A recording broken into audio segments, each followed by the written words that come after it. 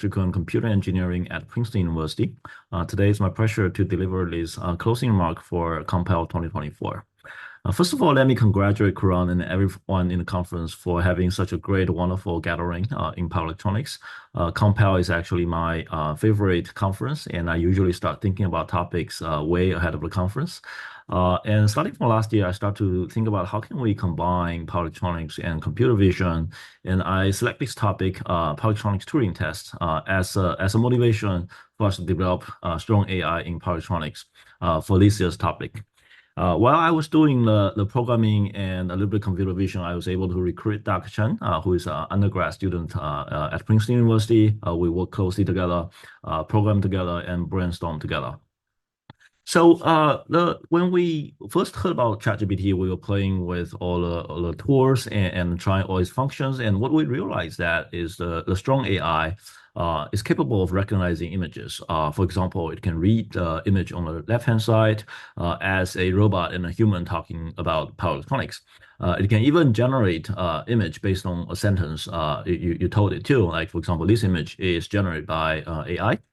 But if you try a little bit different, for example, if we give it the power electronics schematic on the right-hand side, right now, currently, AI cannot recognize the image like what we are trying to do. And there's no way that ChatGPT can recognize this switch capacitor DC-DC converter with series input and parallel output. And we start to ask the question, if we want to engineer a AI which can help us to recognize circuits or even maintain a conversation with us in power electronics, what should we do?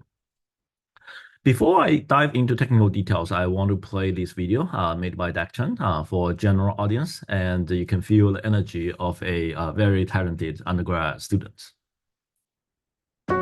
Climate change has forced us to rethink how we use our energy. How can we turn every last drop of sunlight into useful power? How do we make sure our grid is robust enough to handle the future? How do we make sure every electron counts? The answers to all these questions may be out there, but spread across thousands of papers created through decades of power electronics research. We need some help. What if there was a way to leverage the power of AI to help us? What if there was a way for AI to analyze and understand the circuits found in those papers and come up with novel solutions? Now there is. Hi, my name is Dak, and this is Power Vision. Power Vision is the first and only open source image to simulation software that can give AI algorithms the ability to quickly run and analyze images of circuit diagrams found in scientific papers. Here's how it works. A picture of a schematic you want to analyze is initially uploaded to Power Vision, then fed through an image processing unit which polishes up the image, removes minor imperfections, and locates where the components are most likely going to be found. Power Vision then focuses on these locations and runs a machine learning algorithm that was trained on over 2,000 components to identify the type of component and its orientation.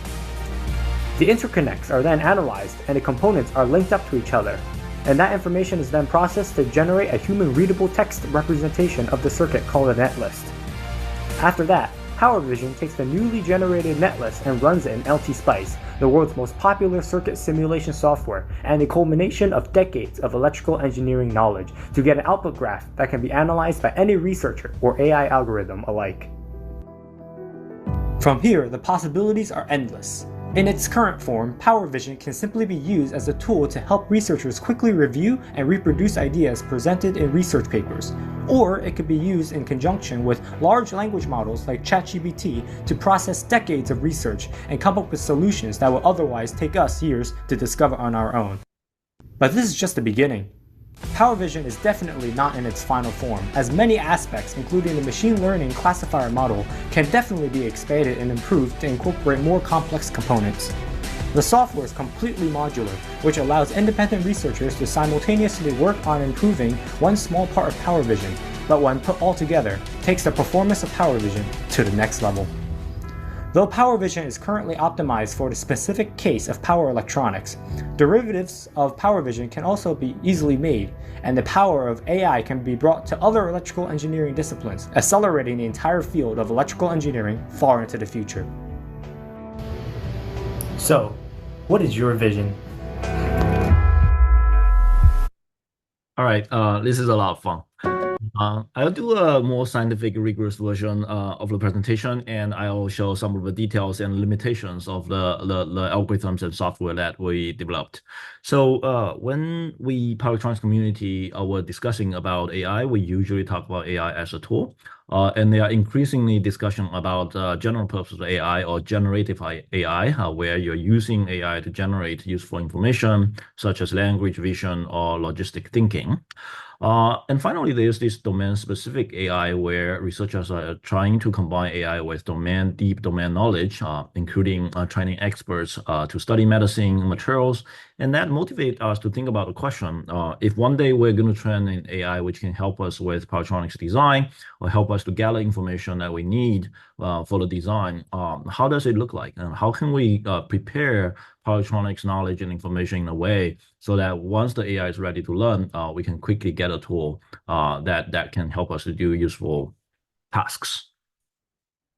That ends up being leading us to two questions. One is strong AI ready to learn power electronics? And the answer is yes, because if we look at what's going on in the AI field, researchers are combining AI with DNA sequencing, with protein prediction, for fusion control. All these problems are complicated, multi-physics, multi-domain problems involving very complex modeling. And I would say the complexity of power electronics is on the same order of magnitude, if not less, compared to some of these problems. And it's possible, or it's the right timing for us to ask this kind of question to combine or apply strong AI to power electronics. On the other hand, is power electronics ready for strong AI? I would say the answer is no, because first of all, it hasn't been a very intense discussion within our community. And second, the data, if we look at the data available online, it's not ready. And for a lot of AI research, usually AI is ready if the data is ready. But the good news is that as researchers, usually if there's a question, there's a solution, right? It's very important for us to start thinking about it, asking the right question, and gradually we'll find a solution. And a particular question that was going on in DAC and my mind was how does human understand power electronics? How, if we look at ourselves, how do we structure our knowledge and then step by step understanding all kinds of different questions and problems in power electronics? And how can we learn from ourselves to engineer a strategy or build a machine to understand the principles of power electronics? So then we start to think about Turing test. Turing, for those who are not familiar with Turing test, Alan Turing is a computer scientist and mathematician. He received his training from Princeton. He was actually born June 23rd in 1912, just like his birthday was 3 days ago. So he proposed this very high impact hypothetical test to evaluate the capability of human-made intelligence. So assuming there's an evaluator sitting behind a wall in front of a machine and a human, and the evaluator trying to have a conversation with both of them. And then if after sufficient long enough conversation, the evaluator still cannot differentiate whether which one is a human and which one is machine, we will say that machine has passed the Turing test. This is the general format of Turing test. There are also domain-specific Turing tests, meaning that you can only ask a topic within a particular domain. And a power electronics Turing test will be someone hand a circuit schematic to both the human and the machine and ask, how does this circuit work? And if after a long enough conversation, the evaluator still cannot differentiate the answers coming from the machine and the human, we'll say that this machine has passed power electronics Turing test. So if we want to build a machine that can pass the power electronics Turing test, we have to think about what kind of information we have to train it, right? So it has to learn. So for a robot or for a machine to understand power electronics has to be able to understand information in many different formats, because as engineers or designers, we think about all of this knowledge in many different formats.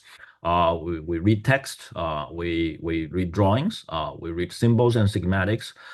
We try to understand equations. We have our background knowledge of devices and materials, and we have to have an application in mind to understand what are the trade-offs we have to make. So in order for a machine to maintain a good conversation about power electronics with a human, it has to know all of this information and has to be able to connect many of these together. And that's sort of what we find as interesting. How do we structure the information knowledge in power electronics in a way so that it can be easily fed into a state-of-the-art AI model?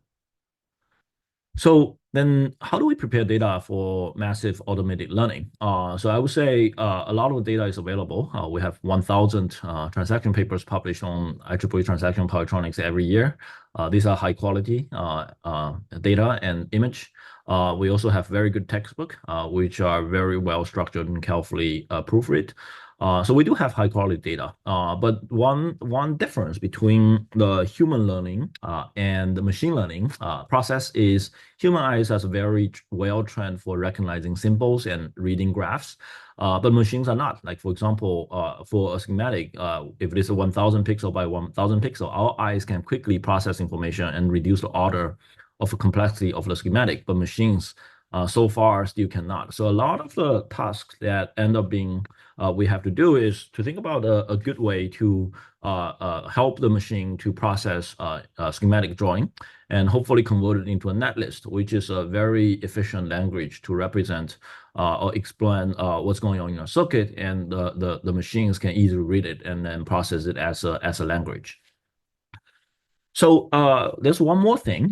When our eyes or when a human is processing or reading the schematic, we're not just simply converting the schematic into netlist. We also try to build this hierarchical multi-layer structure of knowledge. Once we see the circuit, we try to group into multiple small cells and represent the cells with lumped understanding. For example, representing a building block as a current source, a voltage source, and then understanding AC and DC.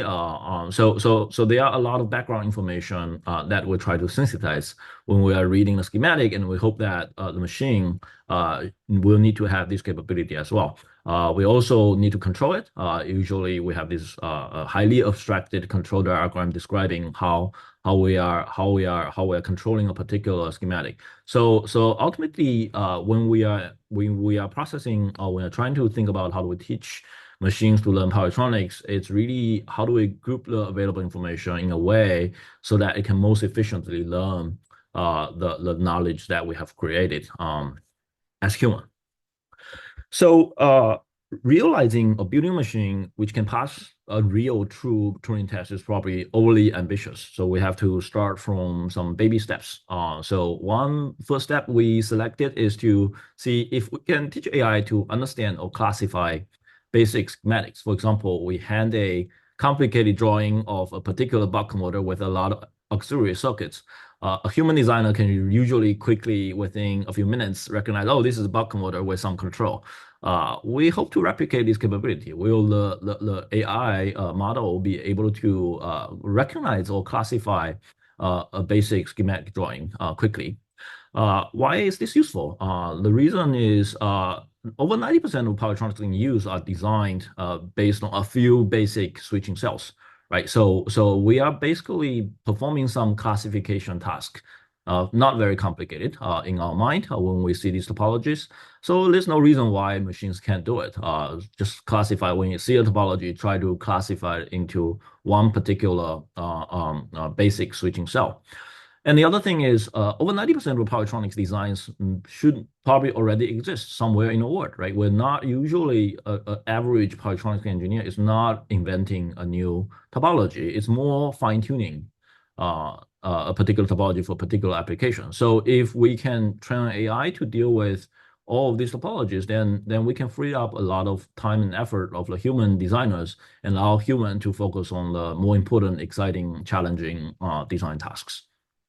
Yeah, that's the motivation. And in order to make this happen, we first have to start from data. We look at online and get all the available data, and we also hand collect the data and then classify it with our eyes. That takes a lot of time. And we end up creating this component net with 11 categories of components, including semiconductor devices, passive components, and controllers. And all kinds of interesting drawings. And then we also have a circuit net that's 200 hand classified schematics. We selected 200 topologies from papers and textbooks, and we handing label like PWM, non-PWM, resonant converters, class A, B, C, D, E. So these are topologies that we sort of try to group and classify and use it as a training data. And we have made all of these data open source together with the tools and methods that we developed. Then this is a particular training process. We're trying to teach a machine to sort of classify a schematic. The first step is to take the original schematic, do basic image processing, clean up the image, increasing the contrast ratio, clean up the noises, and then focusing on these interesting symbols. And once we have this interesting symbol, we try to separate neural network, which try to classify and detect what particular components this symbol is representing. And once we have all of these components, we try to identify how each component is connected to each other. And then finally create a matrix, which is an incident matrix representing the components and the connections. And then the AI can actually call up a spice engine to simulate this circuit. So for image recognition, right now with the 2000 data images we have, we can reach over 90% accuracy for component detection. That's actually very good, but unfortunately, recognizing creating that list, there are multiple steps. Once you recognize components, you have to figure out how they wire each other, and there are many different ways of drawing the wires, and so far we can't reach very, very high accuracy. So our accuracy is about 70%, meaning that 70% you got sort of a net list more or less correct. And then there are chances where the recognition is completely off. And in terms of component values, right now it's hand assisted, although there are open source tools to detect the component values on a schematic, but because in some papers the component value were not labeled on the schematic but put it on the text, then we have to read the text and then reconnect the text together with the image, and this function is still missing right now. So I would say that all of these recognizing an image when we're reading a schematic, we're doing multiple steps in our brain very efficiently and accurately, but still so far it's still fairly hard to replicate what's going on in our mind. But again, this is just a result of the two engineers. I believe with more community efforts, this accuracy can be quickly improved in the future. Once you have the schematic, that's a basic level of understanding. Then how do we really recognize a circuit and tell, oh, this looks more or less like a buck converter? Is we have to recognize the patterns in the instance matrix. For example, if we take the separate converter as an example, we can accurately convert the schematic into an incident matrix. And within the incident matrix, there are patterns which map back to the patterns that human eye was trained very well to detect. For example, if we look at node 2 and node 3, whenever you see these capacitors, inductors, and switches configured in this particular way, we come to a conclusion, oh, this looks like a separate converter. So for the machines, it's actually not very well equipped with capability of reading directly the 2D images, but it's very well trained to read the incident matrix. So the particular patterns we find in circuits are usually mapped to a particular pattern on incident matrix, and then we can call up an algorithm like convolutional neural network, CNN, to recognize the relationship between the pixels and pixels in the instance matrix. And with this, we can detect interesting pattern and then come to a conclusion, oh, this converter looks like a separate converter, or this converter looks like a Chuk converter. So then we apply this algorithm to a large number of pre-labeled circuits, and here are a few examples.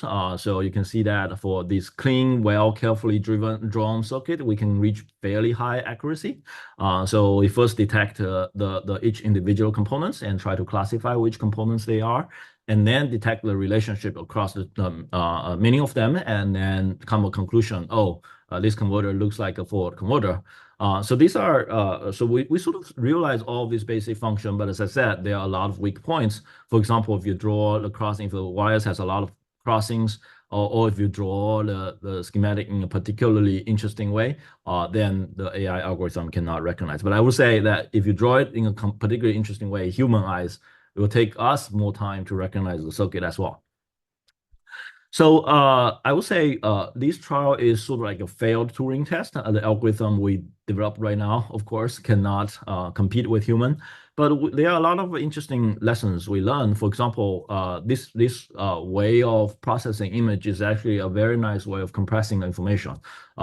Originally representing a schematic, you probably need 1,000 pixel times 1,000 pixel image, which is very big. But after this processing, you can greatly compress the information in a 2D image into an instance matrix, which is much smaller and will make the machine learning algorithm much efficient to learn.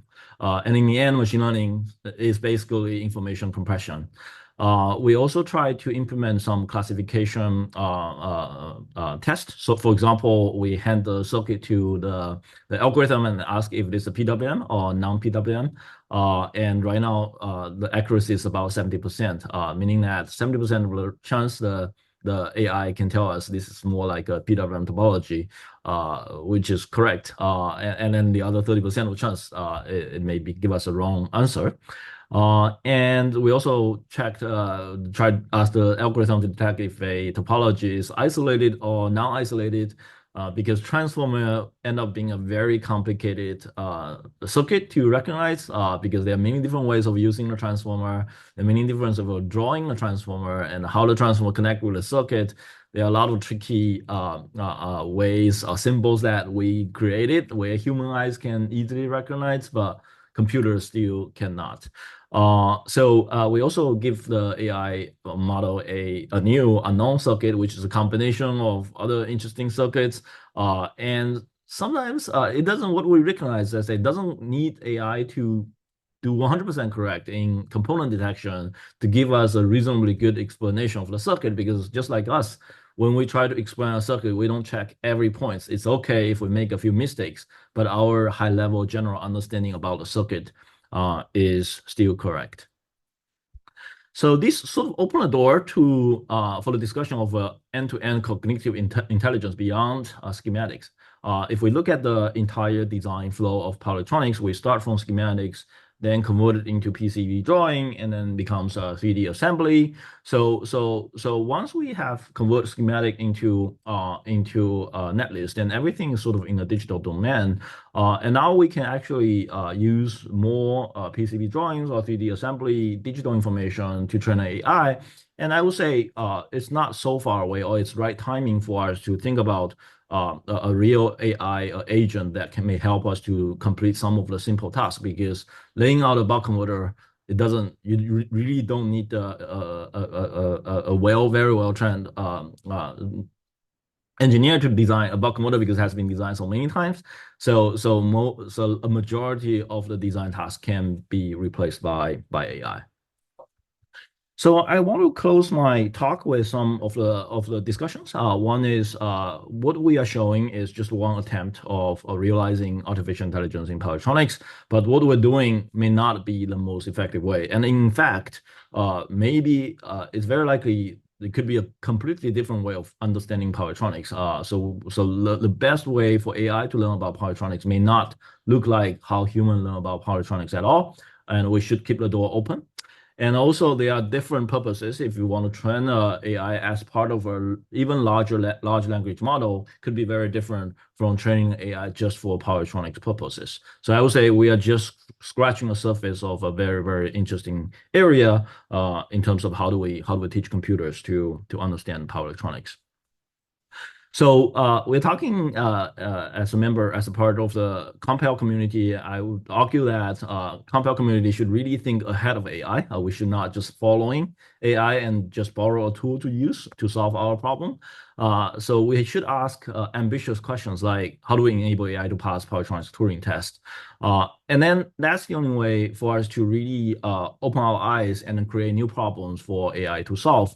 The kind of task that power electronics society should do is we have to understand where's the data, how do we organize the data, what questions should we ask, which tools are ready, where are our collaborators, so is there a way we can get a real AI expert to help us solve our problem, And finally, who cares? Where does the value proposition? Will industry be interested in this? So it's really a great timing for us to embrace and think ahead of AI and get power electronics ready, get the data ready, get the problems ready, get the value proposition ready, so that when AI really reach a level of getting mature, we'll be able to leverage its capabilities. So I also want to share some of the experience that my group has been doing in the past few years. We've started from looking at magnetics, and now we're getting into like schematics. So what we find is that most human-created information, including knowledge about power electronics, was documented or processed as 1D time sequences. That's natural languages, text describing the knowledge, and 2D arrays like image, computer vision, or drawings. And most advanced AI models are focusing on language or vision processing. So it's a very good opportunity for us to convert interesting power electronics problems into time sequence or vision problems. For example, in the magnet challenge, what we're doing is we're basically converting magnetic modeling problem into a natural language processing problem, time sequence regression problem. And then once you convert the problem, everything becomes very simple. You just need to create a database, ensure the data quality, migrate the tools, build an open source community, and advance the field collaboratively and competitively. So what we're thinking actually right now with this interesting Turing test and the data that we collected, so we are interested in launching a new challenge called PEL's Turing Challenge. And hopefully we can leverage the ones in computer vision to help us develop a tool which can sort of help us analyze power electronics schematics and learning from all the literatures and publications. So finally, it's also a good time for us to think about the relationship between human and machine in power electronics. As Karan mentioned in the opening remark, power electronics COMPEL was originally workshop on computers in power electronics. And the computers at that time and computers here now is very, very different. And as a result, in power electronics, we should rethink the relationship between power electronics and computers and what are the roles computers can play in power electronics design. And right now it's a critical timing. So, all right, that wrap up my talk. I wish you find my talk as interesting. I wish you a great award dinner and a safe trip back home. So I'll see you later. Thanks.